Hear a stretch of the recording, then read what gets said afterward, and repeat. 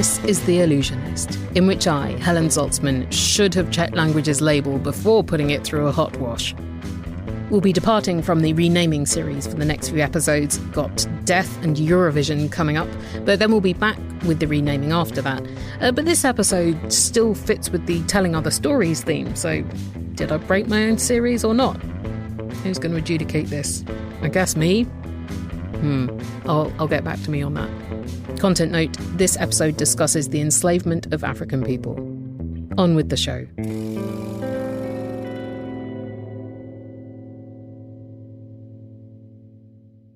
In the 19th century, you had a lot of doubt about the name of the language, if we should call it Brasileiro.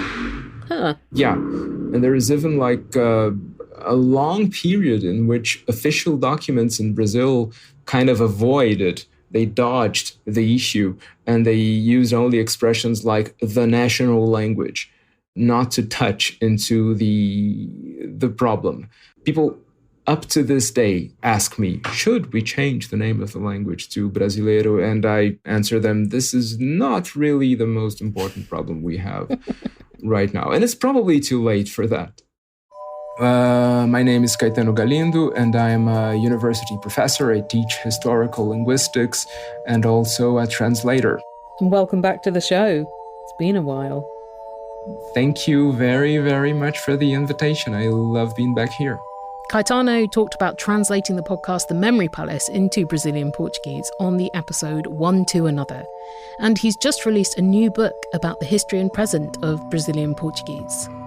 The book is called Latim em pó, which means powdered Latin, and is like a play on powdered milk.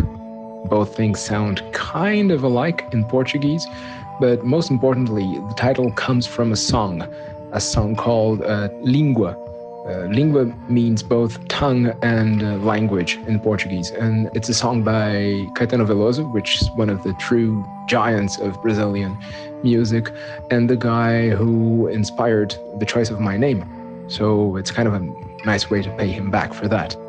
Well, the new book is a history of the Portuguese language, most specifically Brazilian Portuguese, that begins with the origins of language and goes all the way through everything that happens before Portugal, and then when the Portuguese go to the sea, and when they come to Brazil, and then everything that happens here.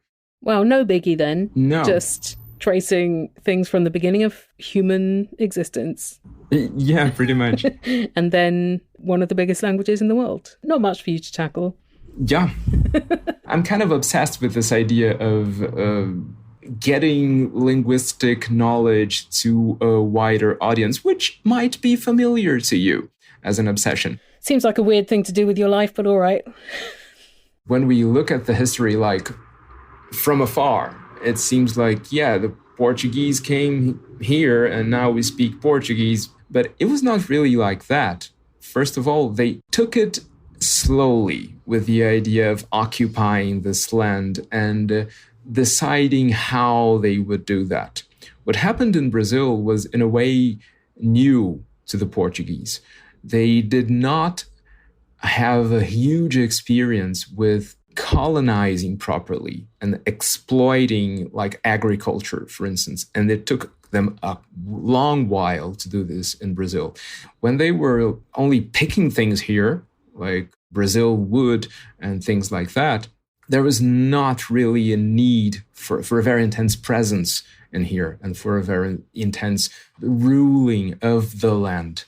They only wanted to get things from here. And so what happened in the first centuries of this colonization thing is that the languages that took hold in Brazil were indigenous languages. Two of them, one in the shores of what is today São Paulo, pretty much, and all the land dominated by the Paulista world, so to speak. And then in the north, we had a different language.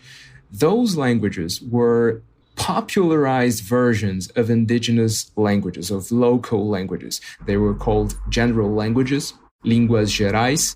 Who came up with the línguas gerais? Yeah, they existed before the Portuguese arrived. We had probably more than 1,200 different languages in Brazil and what is today Brazil. But there was like a lucky strike for the Portuguese because there was a very recent process of migration inside Brazil where one same group had come to dominate. Dominate? Is this a word? Yeah. Yeah, thank you. One single group or a family of people, of languages and of cultures had come to dominate the whole shores of Brazil and the northern region of Brazil. So there was this family of languages. And they had this lingua franca, this sort of common language that they could use with each other. And then when the Portuguese come and the Jesuits come, they learn these languages and they kind of weaponized them.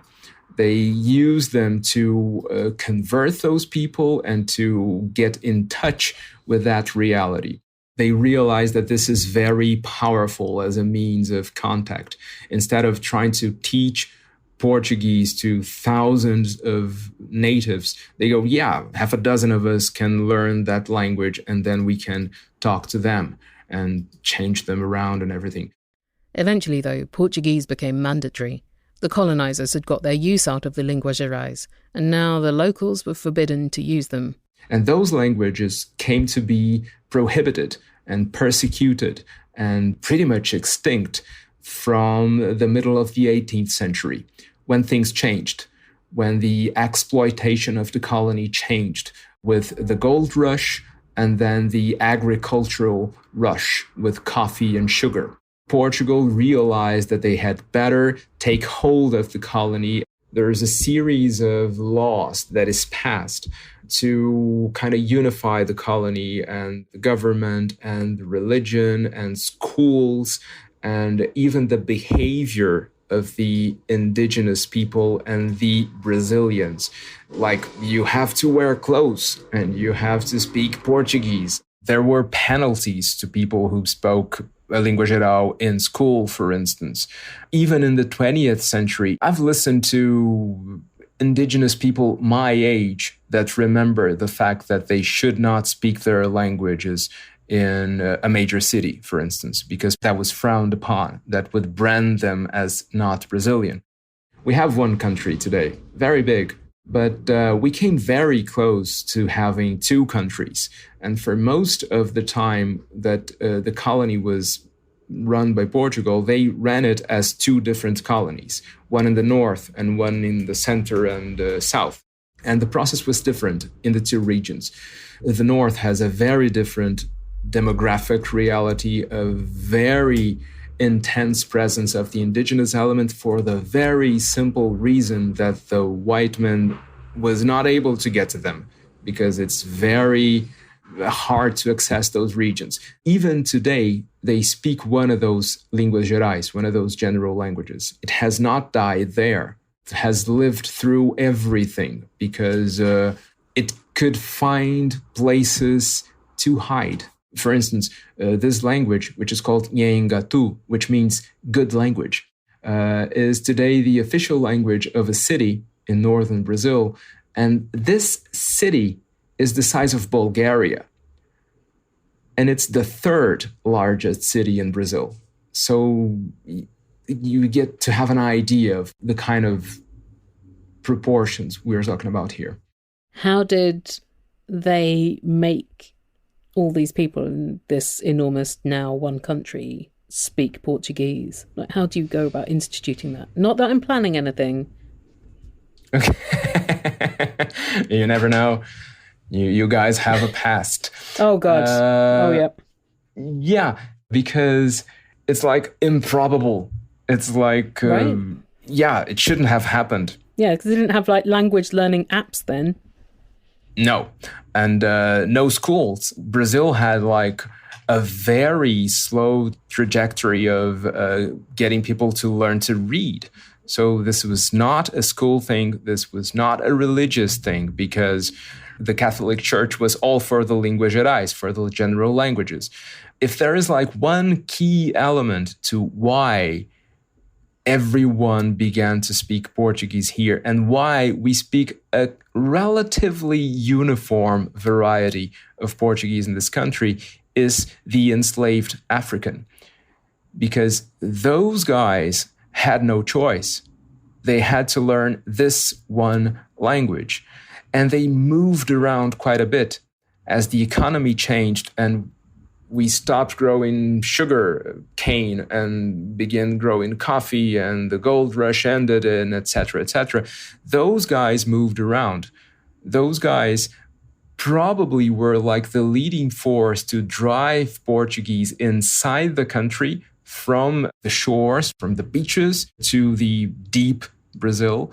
And they were probably the leading force to relatively make it uniform, make it more alike, because they moved around a bit. We received more enslaved Africans than any other place in the world. An estimated 5,848,266 enslaved African people.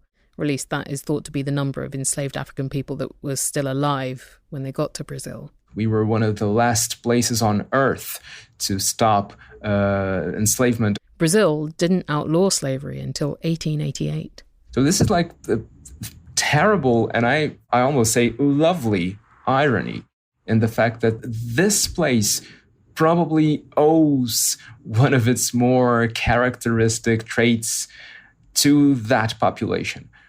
Not to the white Portuguese that brought the language, of course, but to the layer of the population that was forced to use that language and that had made it its own and that had to change it in the process.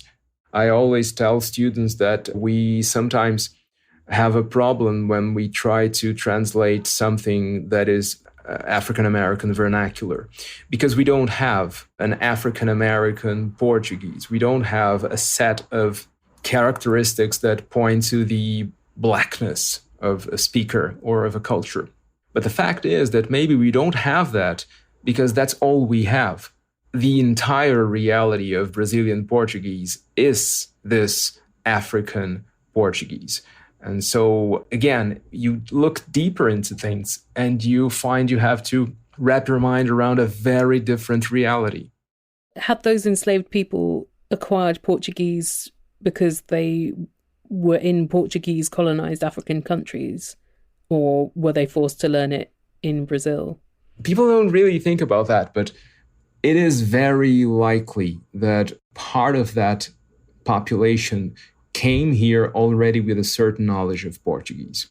First of all, because they were kept in, in warehouses in Angola, especially, sometimes during quite long periods of time, because they were captured and then they were bought and then they were put in these trade posts and they had to wait till the ships came and the negotiations happened. And sometimes they spent quite a lot of time in there with Portuguese masters already. And with a very different languages in contact.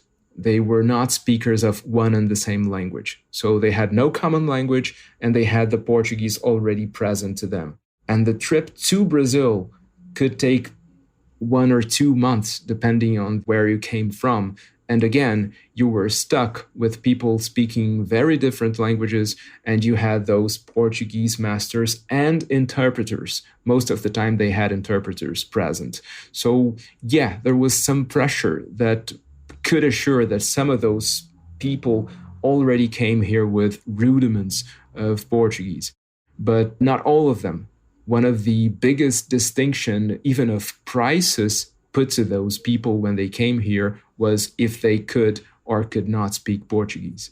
There was this branding of them as Africans who did not speak Portuguese, and Ladinos who could speak Portuguese. Ladino is a corruption of the word Latinus, Latin. So we take that very same word and 2,000 years later, we are branding African enslaved people with that word. And we did something very cruel and racialized to the word, because Ladino exists today in our vocabulary, and it means smart, but in a bad way. Like that person you should not trust because she is smart. So it's one of those things where the centuries of prejudice are still present in the language. We're just going to pause for a moment to hear about our generous sponsors. The Allusionist is sponsored by Squarespace, your one-stop shop for creating and running your own website with swiftness and ease. That is one of the many things I like about Squarespace. You can get a website off the ground and into the interwaves in just a few minutes, well, or a few hours if you want to be really fancy. Squarespace has also just launched a new YouTube channel, Squarespace Help, and my eyes immediately rushed to the playlist of 1-minute tutorials, because if I can't be tutored in it in 1 minute or less, then I quit! And I've already wasted too much of my limited time on this earth trying to get information from YouTube tutorials about how to sew corners on a quilt binding, where they're just smoothing the fabric for the first 7 minutes. None of that for Squarespace. The fabric is already smooth. Let's go! And for anything that their concise videos can't solve, there's always the Squarespace Support Centre waiting to help. But I've been using Squarespace for more than 8 years now and have rarely needed any of their help resources, because it all works. I know, right? Head to squarespace.com/allusionist for a free trial, and when you're ready to launch, use the offer code Allusionist to save 10% off your first purchase of a website or domain. That's squarespace.com/allusionist, code Allusionist. The Allusionist is supported by Bombas, and guess what else is? Boobs! Bombas has just released their new bralette. It's made from the same ultra-soft, flexible fabric as their undies. There are no seams, there are no wires. I sure do not miss having bits of metal jabbing into my thorax, picking up ham radio signals. But clever old Bombas, with their customary consideration for our bodies, have made sure that there's closer-knit fabric in various regions of the cups to give support and shape, and no dreaded uniboob. And there are no tags to tickle your back. Yes. The bralettes are currently available in 6 different colours and sizes extra small to 2XL, and you can wear the straps parallel or crisscross, like 2 bras in 1 bra. Go to bombas.com/allusionist and use the code Allusionist for 20% off your first purchase. That's bombas.com/allusionist and use the code Allusionist at checkout. You know who else supports the podcast? You listeners, especially those of you who donate to the show via theallusionist.org/donate, because independent media such as this show survives not because of big cash injections from Evil Corp, but little cash gifts from people like you who have it to spare. To be clear, supporting independent pods financially is only for when you're feeling flush and everything else is taken care of. Do not feel bad if it is not feasible, but if it is, let me tell you what else you get in return for your money. You get fortnightly live streams with me and housebound Martin Orstrick playing music while I read from dictionaries for the soothing of your brain. You get regular written missives from me telling you how each episode was made. I love to hear about creative process, don't you? Maybe one day I'll get my own. And best of all, you get the company of your fellow Allusionauts. We hang out together in the Allusiverse Discord, where this week a group of us are planning to learn how to draw medieval bestiaries. And we've been admiring our fellow member Lily's light-up kettle. It is the disco floor of kettles. And somehow that kettle led us to learn about the Federation of Autonomous Esoterical Mystical Orders and Societies. The Allusiverse is always full of surprise treats. And you can join us at theallusionist.org/donate. And now back to my conversation with Caetano Galindo about the Portuguese language in Brazil.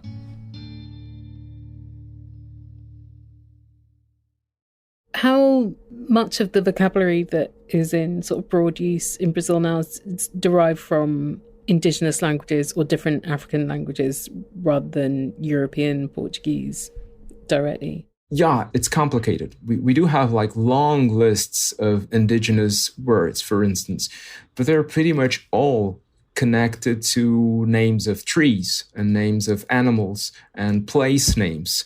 So they're kind of restricted in their use. And the same goes in a sort of way for the African languages. Most of the words are connected with food and with the African American religions, like Candomblé and Umbanda, Macumba, things that are connected in a way to Santeria and Voodoo in the Caribbean. So we have huge lists of words like that, but they are connected to that restricted universe. The list of words that have really come into everyday use is way shorter than that.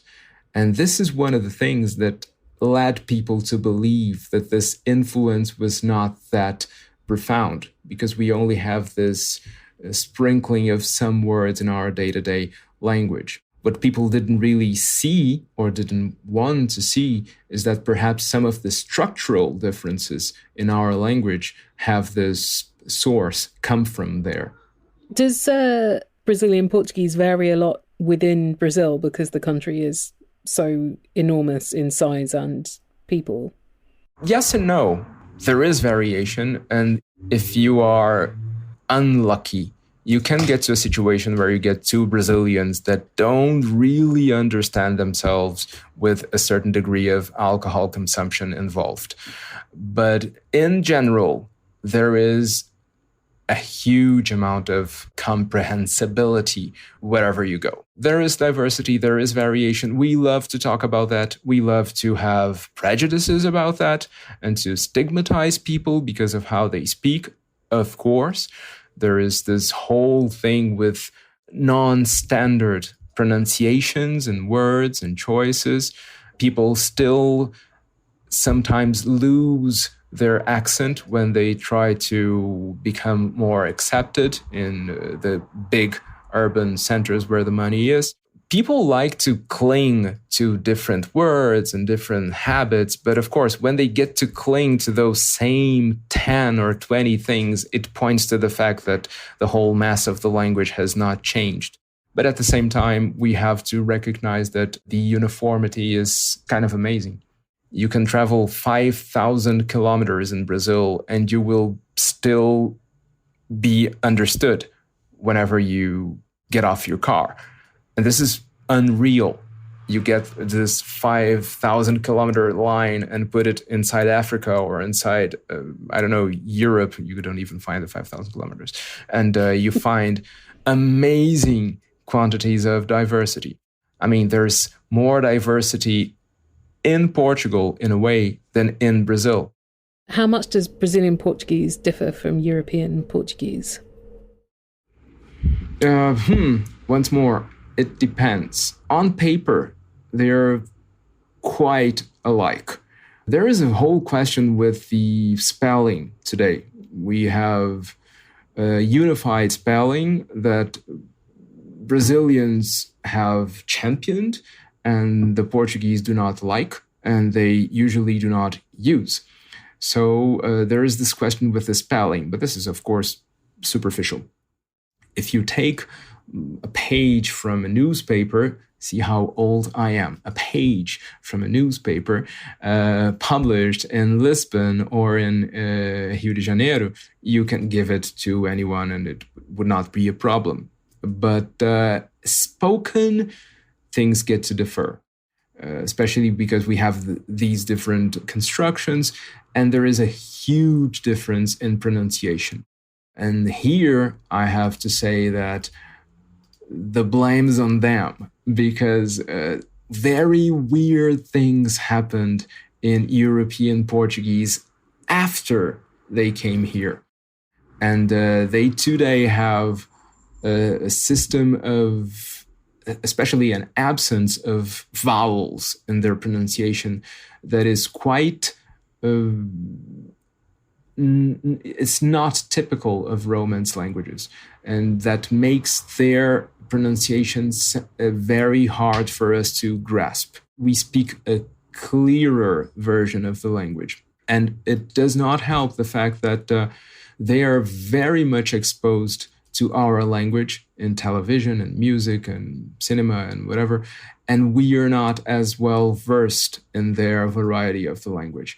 So when the Portuguese movies are screened here, it's not unusual for them to have subtitles.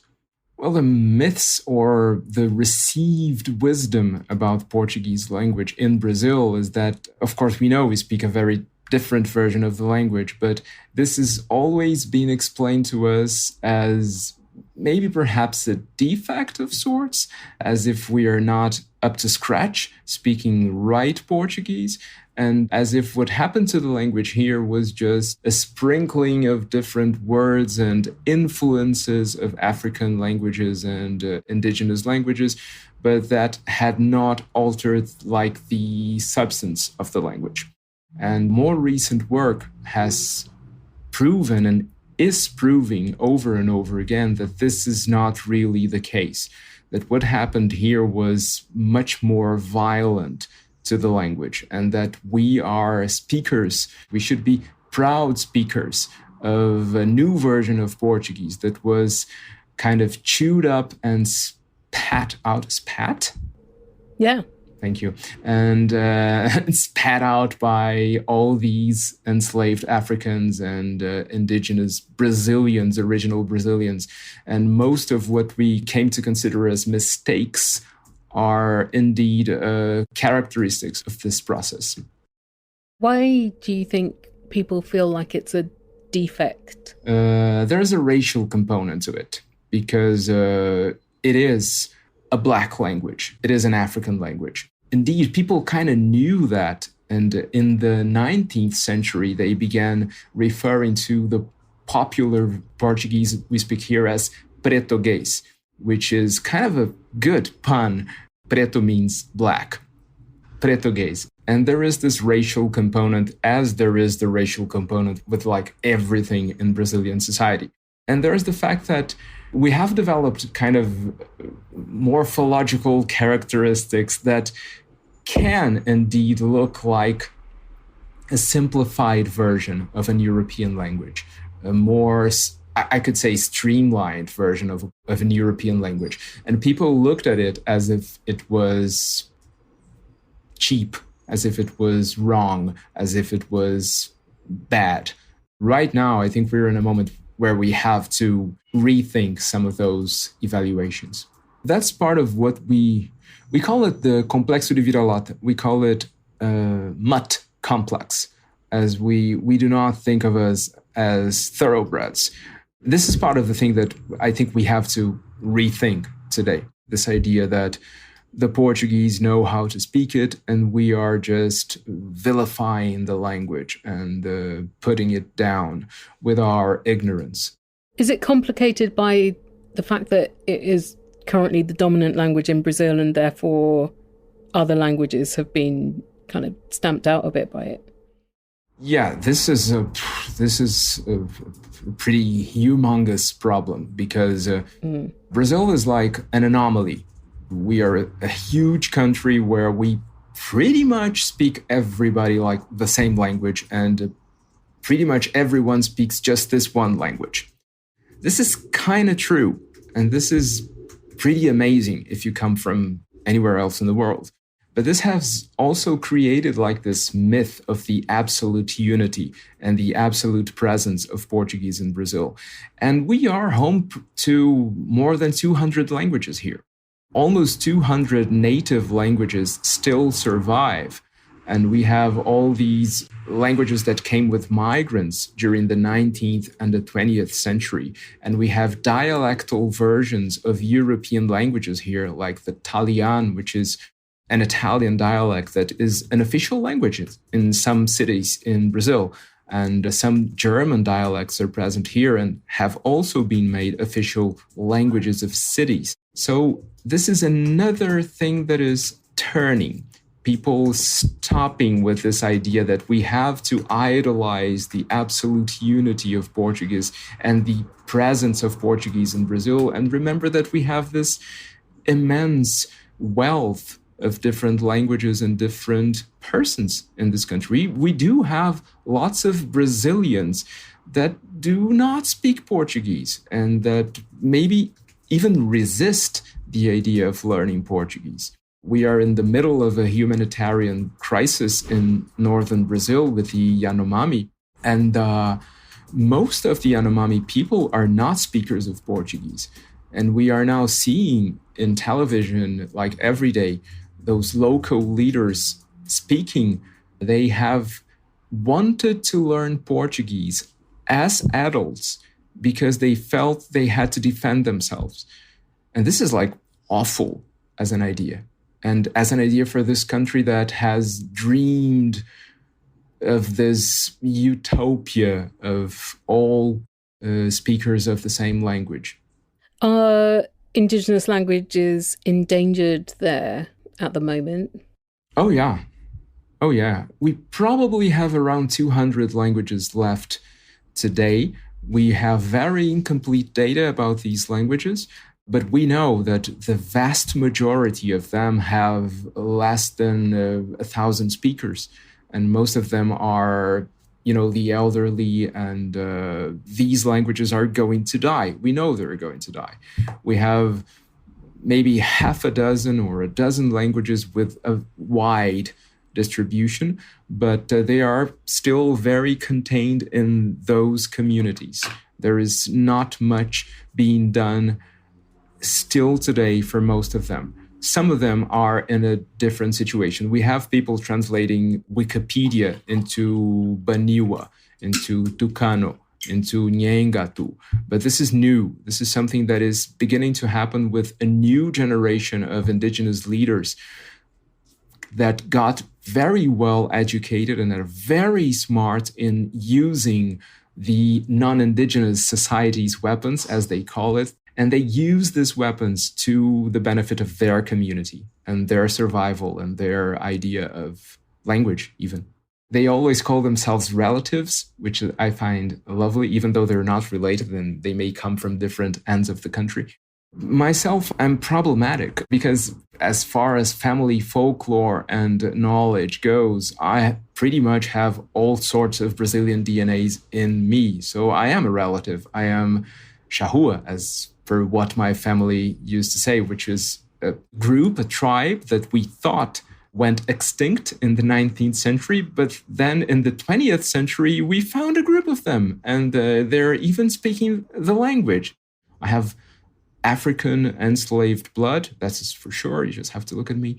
And I'm part of the relatives community, and I'm also very proud of that. It is so fascinating to have a language that is both oppressor and oppressed. Yeah, and, the whole colonial thing is a whole new layer of complicated into everything. Brazil is not even the more complicated of the situations, I think. Oh, which would you choose? Africa and Asia. Yep. I don't know. I don't know.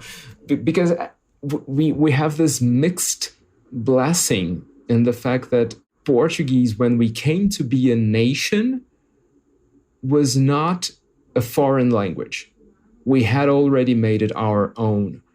And that is not the same situation as the Portuguese colonies in Africa and elsewhere. Sometimes they have had to choose Portuguese as literally like the lesser of many evils. Ooh.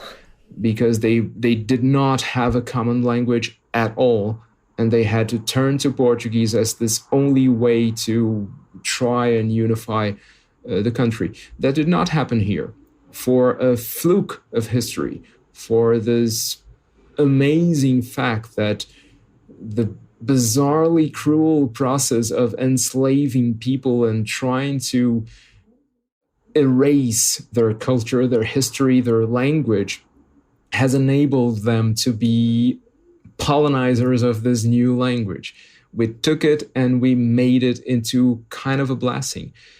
So yeah, we're in this way kind of a symbol of what could happen in a colonized society. But we are part of a good way that this could happen. This is, I don't know, maybe I'm being just too optimistic here. I mean, it's nice that you feel that, because it sounds, from what you said, like generally the language does not have that glorious a reputation amongst its speakers.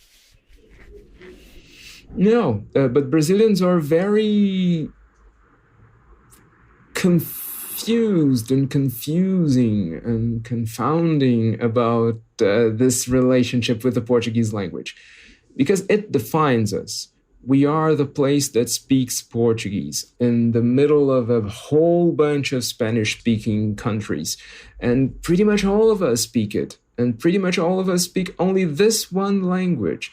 It's really something that defines us, and really something that we cannot try to deny or erase or, I don't know. But at the same time, you have this certainty that this was an imposed reality, that this is not what we could have. And so, as the language has remained for a very long time, the language of the elite, and this elite had connections to Portugal, it remained closer to the ideas of language that were valid in Portugal for quite a long time. But that is also changing for one simple reason. We are huge, and we are comparatively rich and culturally relevant. And we are the people to whom people look when they think of Portuguese today. You said one of the largest languages in the world. Yeah, thanks to us.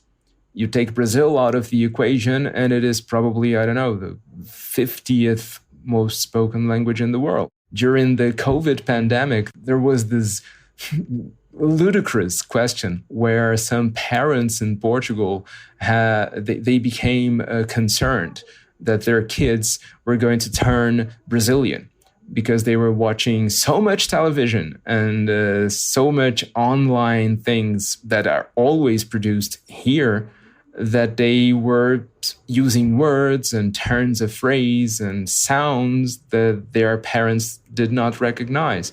And so they were going like, woo, we're going to lose our kids to the bad Brazilians. Yeah, I suppose it's the not knowing that is the big thing there. Yeah. And of course, with English, I think it's the same situation. I remember like reading that Paul McCartney's dad was concerned with the "she loves you, yeah," because he said, no, this is too American. You're losing what's British in you. It's the same thing. Brazilian Portuguese has made some things that are really like amazing. We have to try and realize that some of those things that we did to the language are just ours. And we really have to accept what we have, not as lesser, not as wrong, but as what constitutes us, what makes us who we are.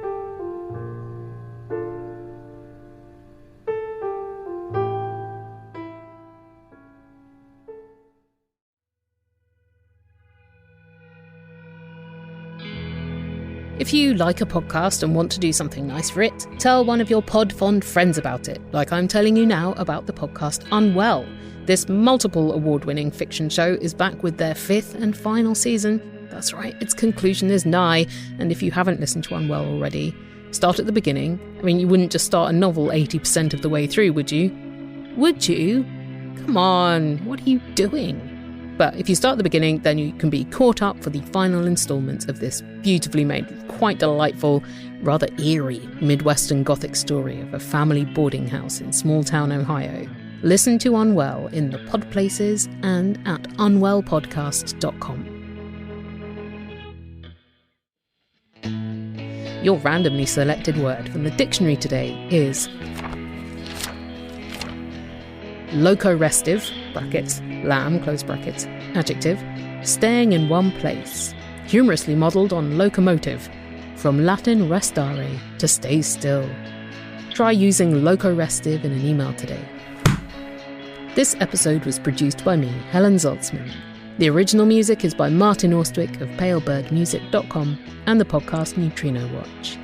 You heard from Caetano Galindo, Professor of Historical Linguistics, translator of many things, including James Joyce's work and The Memory Palace, and he's the author of the new book, Latim, about the history of Brazilian Portuguese. It's in Brazilian Portuguese, but if enough of us want it, maybe there can be an English translation. Caetano also features in a new documentary about language in Brazil. It's called Our Country is the Place Where We Are Loved, so look out for that. The Allusionist's ad partner is Multitude. If you want to sponsor the show and hear me enthusiastically describing your product to the attentive and discerning listeners, get in touch at multitude.productions/ads. Find Allusionist Show on Facebook, Instagram, YouTube, Twitter, and you can hear or read every episode, get links to more information about the topics they're in, and see the full dictionary entries for the randomly selected words, and you can request topics and you can donate to the podcast at the show's forever home, theallusionist.org.